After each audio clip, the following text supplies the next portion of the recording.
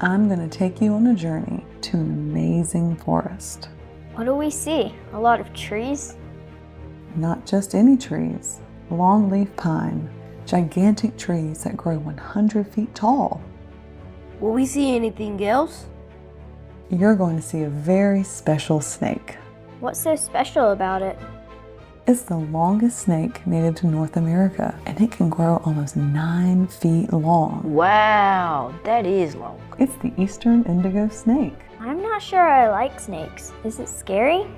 No, not at all. The indigo snake is gentle with people and non-venomous, which means it doesn't produce poison.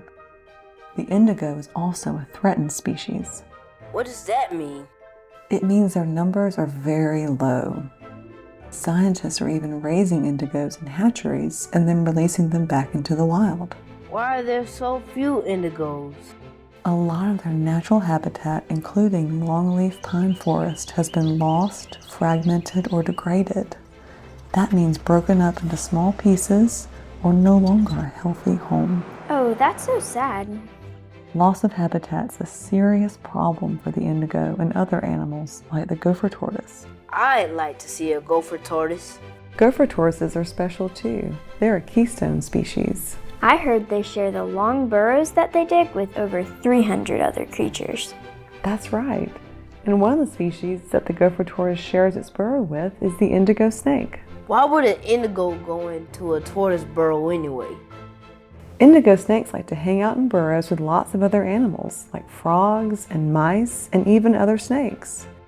And female indigos actually use the sandy apron at the entrance of their burrows to lay their eggs. Oh, wow. And when it gets cold in winter, the indigo snake moves into burrows to stay warm. Because snakes are cold-blooded? Exactly. But when it gets warm in spring, the indigo moves to the wetter, cooler areas of the floodplain, and that's where they stay for the hot summer. Right. Snakes can't tolerate too much heat either. Oh, and I almost forgot. Sometimes indigos go into gopher tortoise burrows when there's a prescribed fire. Prescribed fire? What's that? It's when wildland firelighters set controlled burns to reduce the shrubby understory in the forest. But isn't fire dangerous for the animals? These prescribed fires don't move fast.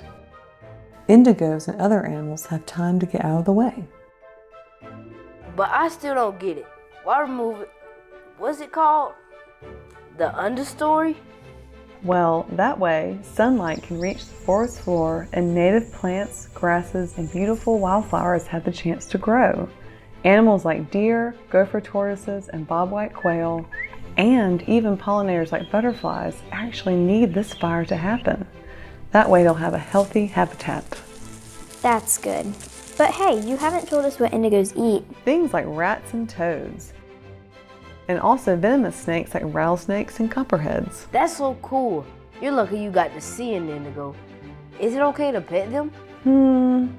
Let's ask an expert. Please remember that eastern indigo snakes are threatened with extinction and protected by laws.